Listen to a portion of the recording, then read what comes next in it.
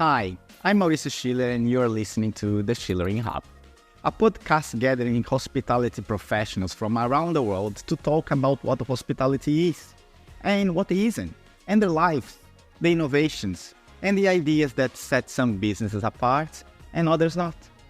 We also talk about the future, the trends, and recently we embarked on a journey to search for happiness in hospitality. What makes hospitality a happy place? What are the hurdles that block happiness from happening? And what can we do to overcome them? I invite you to be part of this journey. Comment and send us a message of how our conversation impacts your day. Ask me a question or tell me a guest you'd like to listen to. We make this for you, so I hope you enjoy it.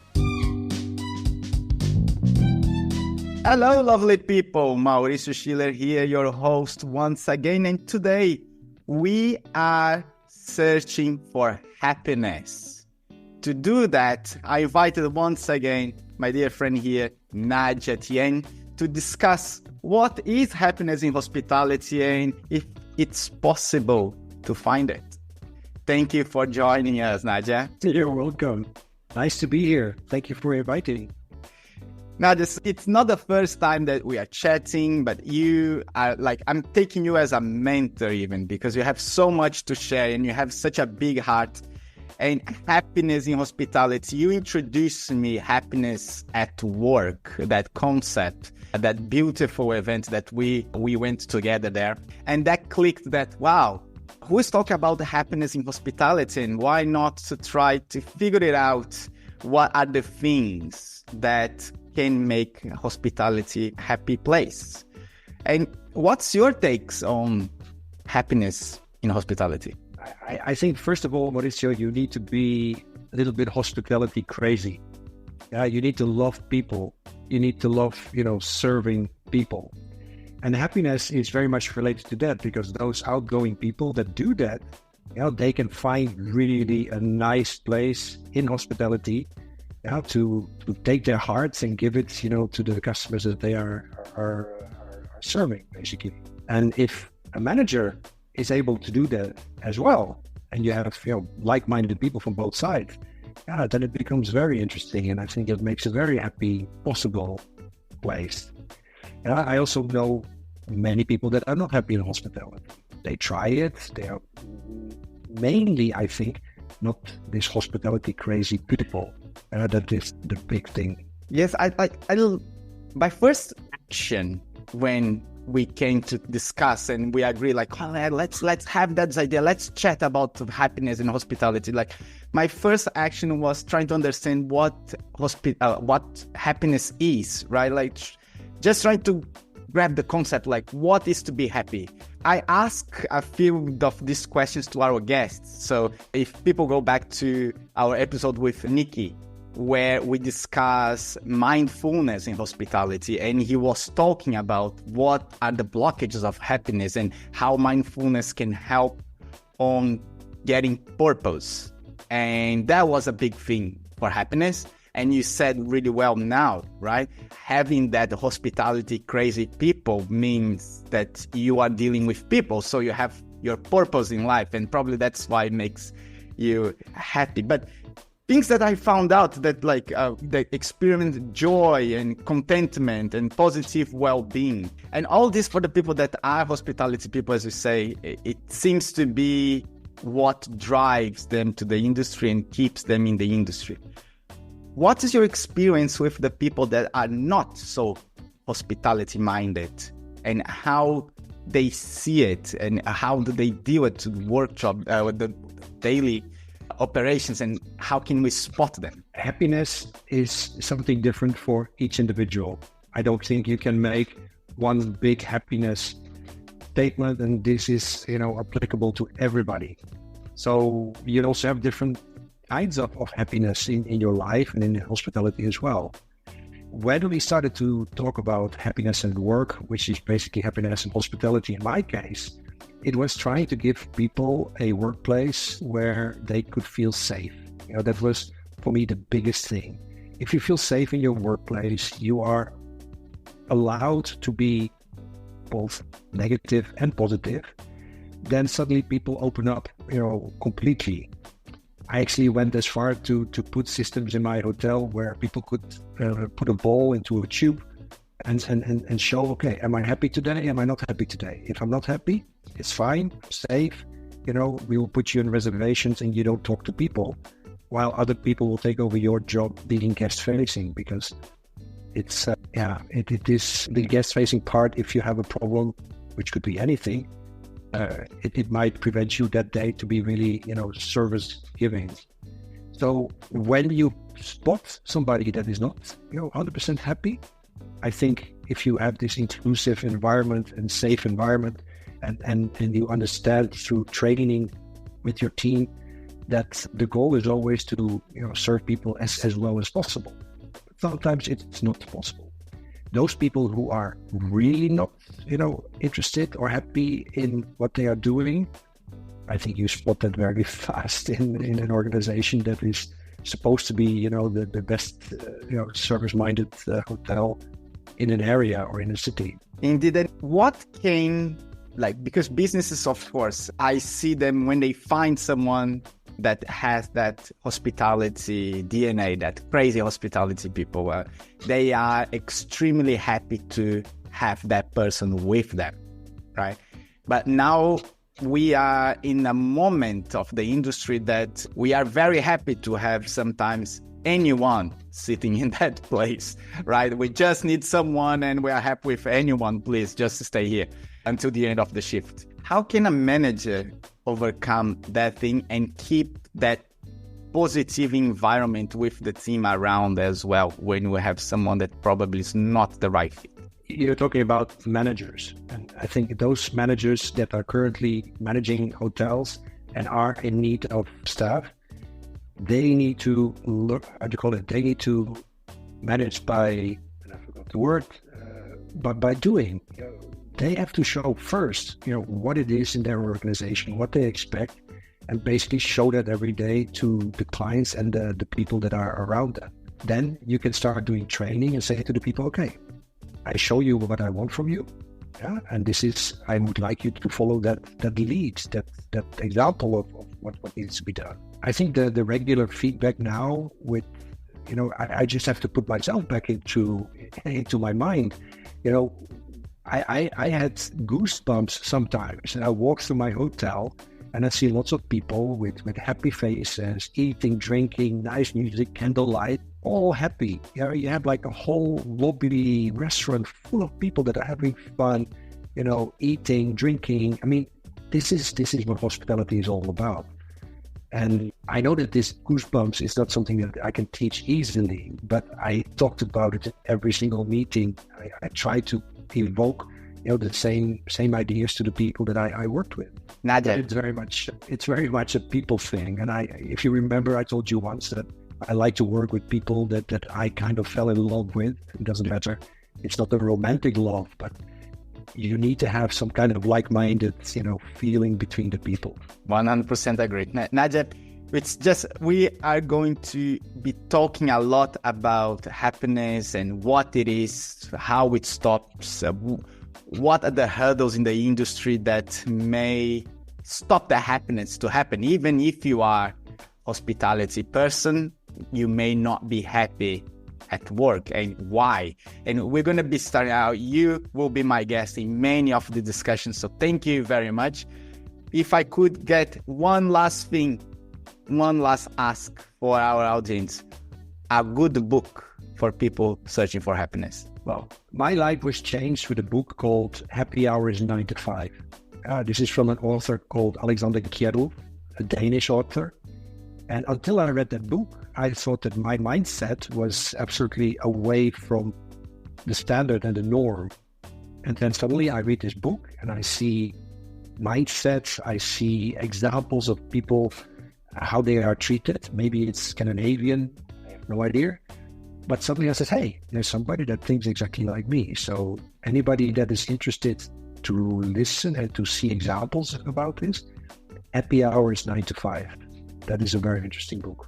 Happy Hour is 9 to 5. I hope that everyone here will get that book and start searching for happiness just as we are. Hello, hospitality, and welcome back to the second block of our podcast, the Schillering Hub podcast, talking hospitality today.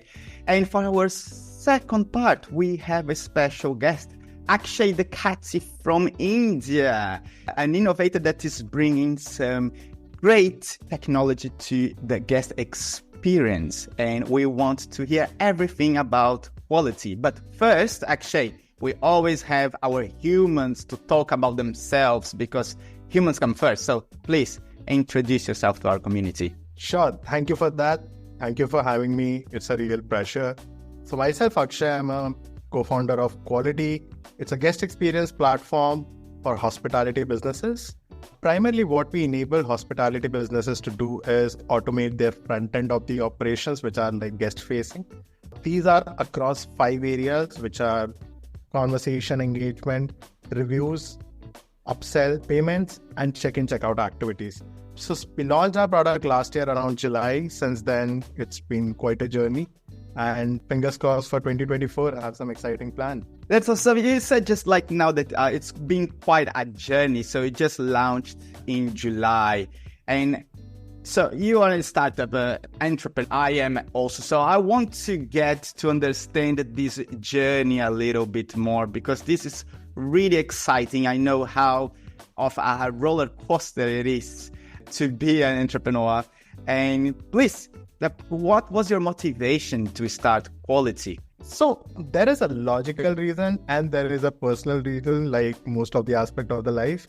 So like you said, I am a second-time co-founder. So my previous startup was into marketing automation, wherein we used to work with brands to help them and enable them to engage with their customers on autopilot, right? So worked with a bunch of brands based out of India, globally as well. So, and because of my previous startup, I used to travel a lot and eventually had to stay at hotels. But whenever that used to happen, there was always a void that, hey, I make a booking, I go, stay, check out, nothing happens. So since then, I was looking at it, and during my stays, I used to have chats with GMs. Hey, why there is nothing happening? Is it that something that you don't want to do? You just want to give a customer or a guest just a bed and say, stay and check out. What eventually came out of it is like, yes, they do want to do a lot of things, but unfortunately, there is a lack of technology available to them. So yeah, so that's how it all started back with my previous startup. And then when I exited my previous startup, something personal happened with me during one of my travel, and due to it, this immediately came on the top, and I thought, let's do something about it. And yeah, rest is history. So having said that, like in most of the startup cases, you have to have a background in a certain industry. But yeah, the way we look at it at Quoality, between me and my co-founder, we come from the other end, which is the guest end. And that's the reason why we are building a platform for guest experience. Because I mean, we both like spend more than 200 nights a year while traveling and all. So yeah, we know that, hey, what are the challenges that we as a guest face?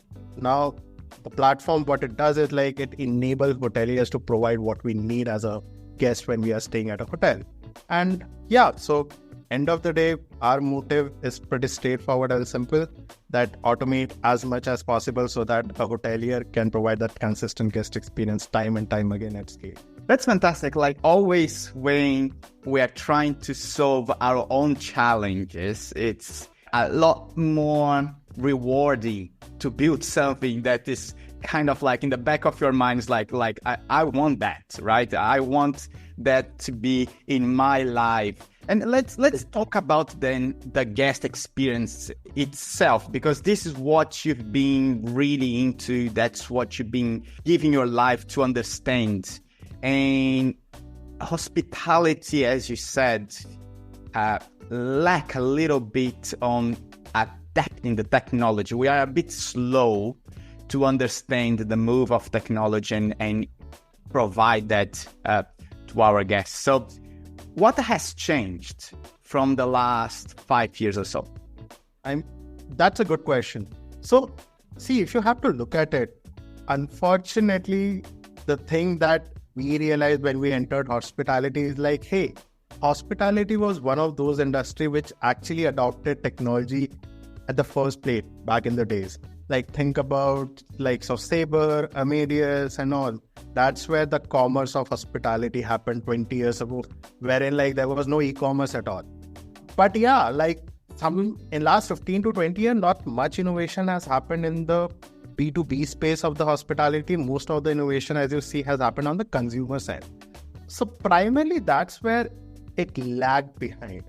Then on top of it, since there was not much innovation that happened, it was primarily limited by the legacy tools which are primarily being used within the hospitality industry. So what eventually has changed now in last 3 to 4 years is primarily the on-cloud migration from on-prem. So as you know, like a lot of hotels as we speak are moving and adopting cloud technologies, right from PMS to channel manager. What it eventually ended up doing is like enabling solutions like us to build on top of this. And the future looks exciting. Another one thing that is happening right now is the new breed of hoteliers that are coming in, which were like raised in last 15 to 20 years around internet, mobile phones, desktops. So they are much more open towards it. And third, but not the least, is primarily the way we look at it is like because of 2-3 reasons, which is increasing wages, high churn in terms of hotel staff, and increase in competition. These hoteliers wants to take control in their hand, build some sort of loyalty and recall in terms of guests, not depending upon OTA for each and every booking all the time. And that is where now they are keeping the guest at the center and trying to do activities around it. Where if you look 5 years or 10 years back, entire operation was around, hey, how can I fill more rooms at higher price? But that is changing, and that's where we come in to help them and enable them to accelerate that thought process and take control of the guest experience. So let's understand a little bit more of the quality process. So you said that you cover 5 areas of the guest experience, the digital journey, let's call it. How does quality differentiate from others? And what hotels would be expecting to be working with you? Perfect. First of all, we are not the first one who are doing it, but we are one of those early companies who are doing it the way we are doing it. There has been point solution for the 5 areas, which are engagement, upsell, check-in, check-out activities, payments, and reviews. There have been point solutions, but the thing that was challenging was hospitality is not one of those industries which is tech pro. It's not that a hotelier will have 4-5 people IT team to manage 3-4 different platforms. However, the way we are building it is like building these 5 things, 5 pillars on a same platform, so that as a hotelier at any point in time, I have a complete visibility about, hey, how is my guest experience going? Where are the gaps? Which things or activities I'm doing good? So that's one thing which differentiate us from others. Second is primarily product itself. So like I said, we are fairly a new company, like a year and a half old. But in the last 1 year, most of our focus was around the product. Now, let me take you through a journey, right? So let's say you make a booking from booking.com.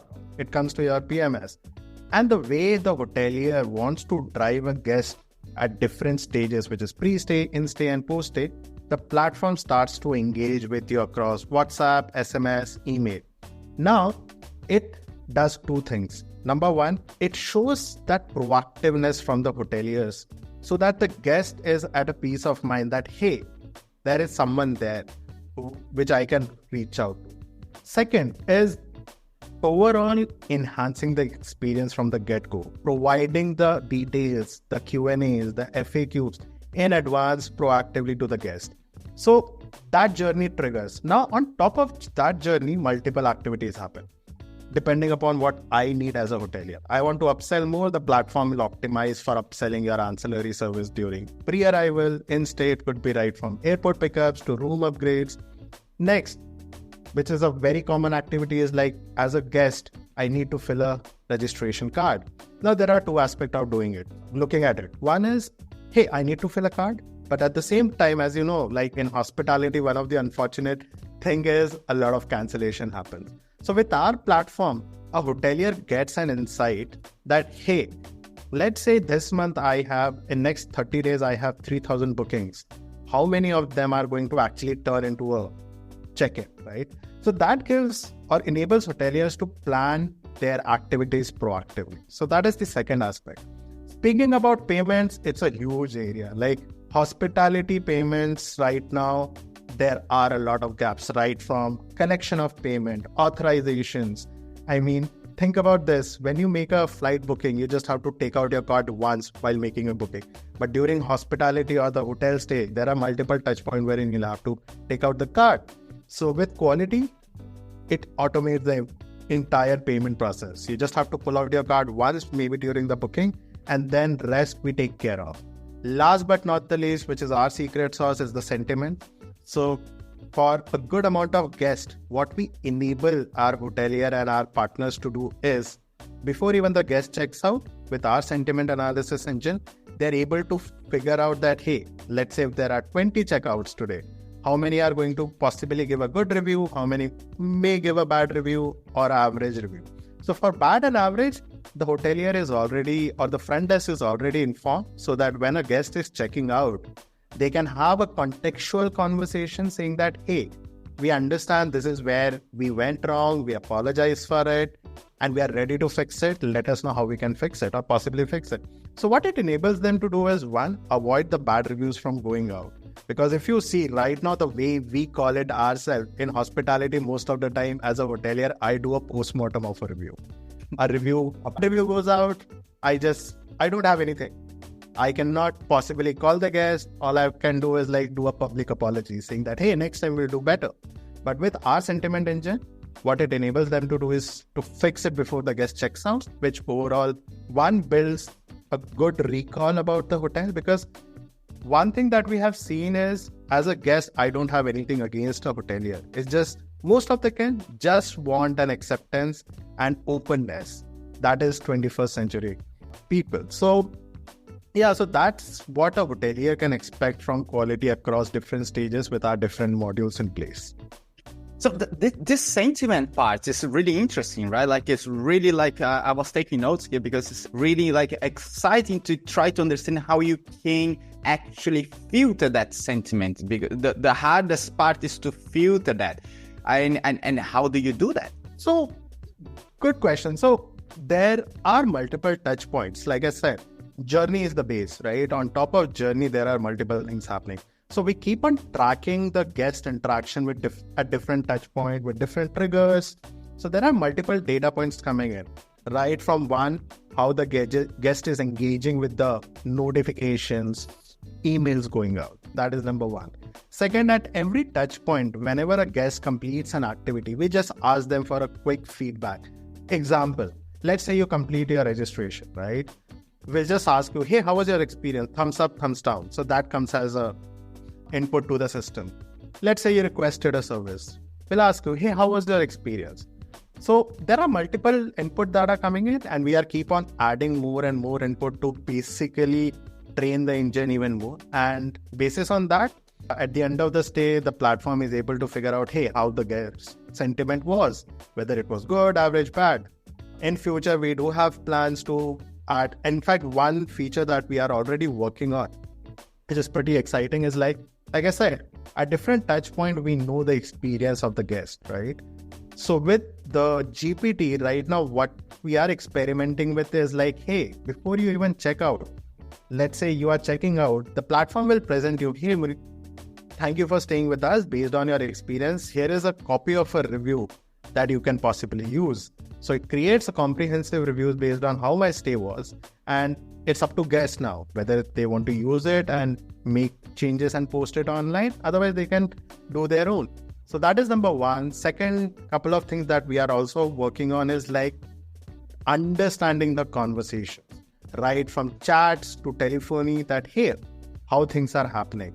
If there is a service which was requested and it was supposed to be delivered in, say, 30 minutes, did it happen under 30 minutes or 45 minutes? Because what we see is like, those are the areas wherein a hotelier never gets to understand what went wrong.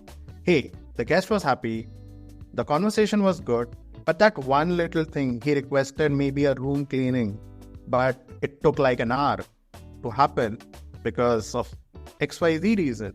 So these are the multiple data points that we use to calculate the sentiment in real time. Multiple data, hoteliers. Are you listening to this? Because we talk a lot about the data. We call, the new gold of the 21st century. And sometimes it's hard for the hotelier to actually visualize how data works. And this is an awesome example of a smart data, like simple questions, thumbs up, thumbs down, and collecting this data, understanding the process and being able to analyze your process, hotelier, how you can serve your guests better, because there's someone there collecting this data and telling you how the guests are feeling it. Really cool, actually, really cool. To add on top of it, and the way we present it to hotelier, it's not a big report. We just present it with 3 smileys. If it is happy, it's a green smiley. If it is neutral, it's a yellow smiley. If it is angry, then you have a red angry smiley. So I don't have to go through a long list that, hey, how was this particular guest experience? Going through multiple logs with just a smiley, they understand, oh, this guest is not happy. Let me handle this guest. That's awesome. That's why we need it. Baby language. We need to understand and just act upon it. That's great. Actually, like now that you guys growing, I understand that you tracking a lot of customers already. You're onboarding a lot of people, right? And what are the challenges that your customers are now facing with all this new tech stack environment? And what is being the hard part of getting a better guest experience? We can break it down into 2 to 3 areas. Number one, from our perspective, one thing that we see is that the integrations with PMS. Because PMS, if you look at it, it's a fairly fragmented market. It's not that there are 50 PMS out there. There are more than 600 plus which are listed on Hotel Tech Report, for example, right? So integrating with as much PMS as possible. Like a lot of times we get a lead wherein we are not integrated with a PMS. We have to say, sorry. However, we do have a module wherein they can start using it even if we are not integrated. So that is number one, which is like integrating with more and more PMS, right? So that's number one. Second, in terms of overall changing the behavior from a staff, what we at time also see is that when things starts to automate, now the hospitality industry has been into this hustling mood for such a long time that we are wired that, hey, I need to do X, Y, Z, PQR on a daily basis, number of hours on a daily basis. Now, what we see is like that at times there is a FOMO that, hey, this platform is doing so many things automatically, where what is my work 2 years or a year down the line? So that is where we see at times a little bit of apprehension from the staff. And we are working on few modules to motivate them and all. Third, but not the least, is overall concern about the data. Because the thing is, as you by now have understood, the amount of data we collect on a single stay level is huge. In terms of PII level data from the guest, in terms of their activities, their preference, and stuff like that. So one concern for the hospitality, this is one of the most common question after. So usually the first question for that we are getting asked is like, hey, are you integrated with my PMS? I'm using this PMS. Second is like, hey, what are the measures that you are taking to ensure that the data is safe? So, we have PCI, SOC 2 compliance, GDPR compliance. So those are the measures that we are taking right out of the box to make sure that the data is safe in the safe hand. And till now, the market seems to be excited and they are more receptive towards adopting this new technology. So these are the 3 areas or 3 challenges we typically see and we have to overcome with every customer that we approach. I can totally relate to your staff apprehension, right? I just had a demo, not a demo, actually onboarding with our solution yesterday. And they were so concerned, and it's just like really building SOPs, like standardized operating procedures, but they never had one. It's a 30-year-old company without SOPs, right? So for them, it's hard you can't say from the top, you need to come from the bottom up to be welcoming. And they were so nervous of telling what they know, thinking that the company wanted to take them out once they had the data. And I was like, that's not what it is, right? It's so funny how apprehensive, and this is probably an industry thought. We are in a very big shift, and that's why we speak so much about education here, because we are in the shift and we need people and the technology providers like yourself to educate the staff to understand that, like, it's not about replacing you, it's about really giving you the time to talk, be human to human, so the technology can cover the rest. I mean, just to add to it, like, you're absolutely right. And I mean, this is one thing that we keep telling all the customers that we interact with, and especially after onboarding, our customer success team talk about that, hey, one, the technology is not there to replace you. The technology can automate certain aspect of it, but technology doesn't, or even AI, they don't have that human touch, right? That human touch, that human warmth is something that you are there to take care of. Rest, the heavy lifting is there, the technology will take care of. So it's not there to replace you. I mean, with my previous startup, we used to work with market leaders, right? So I remember the head of marketing of Domino's once told me that, hey, Akshay, let the AI come in. AI can replace a lot of jobs, but AI cannot do one thing, which is storytelling, that we as a human can only do. So same thing with hospitality. Like, yes, it can automate a lot of things that you are doing, but it cannot replace that human touch. And that is where the staff and the hospitality experts are the heroes. And that's where we enable them to become a superhero with our product. Exactly. Give the tools so you can actually smile, because AI can't smile to anyone, right? Now, as we're going that way, let's talk about the future, okay? Because we always talk about the future, try to dream, try to discuss and see where we're going, right? And you are covering a lot of the things that was the future and is the present now. But where are we going when it comes to this journey, the guest's digital journey experience and upselling? What hotels should be preparing for and what they should be ready for the next 5 years? So the way we look at it is like there is going to be a lot of consolidation. So right now, in terms of hospitality, one level of consolidation, a good amount of consolidation has happened on the commerce side of it. Like, there are clear winners in terms of OTAs and all. But when it comes to experience, the hard thing about experience, it is not as simple as going online, making a booking and done. There are multiple aspects to it, and every human is different. Every guest has a different need. So a good amount of consolidation is going to happen in those areas. A simple example, since you mentioned upselling, right?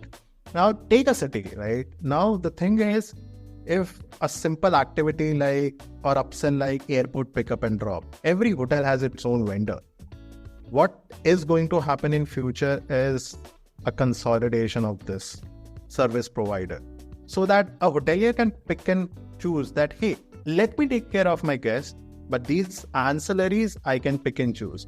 Second, with the advent of or the advances in technology, and we see a lot of innovation that is going to happen in terms of reviews, in terms of overall fraud reduction, because again, when it comes to payment, there are a lot of frauds that are happening in hospitality, unfortunately.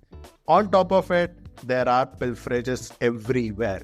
Like, I mean, one of the common questions that I ask a hotelier after my meeting, like, hey, how much do you think is a revenue pilferage in your hotel after a booking? No one have said less than 10%. Like, everyone say it's upward of 10%. So that is where a lot of innovation needs to happen in hospitality when it comes to payments as well. So consolidating the entire payment ecosystem as well. The good thing is, like, few PMS are already doing a good job at it. And so that's second.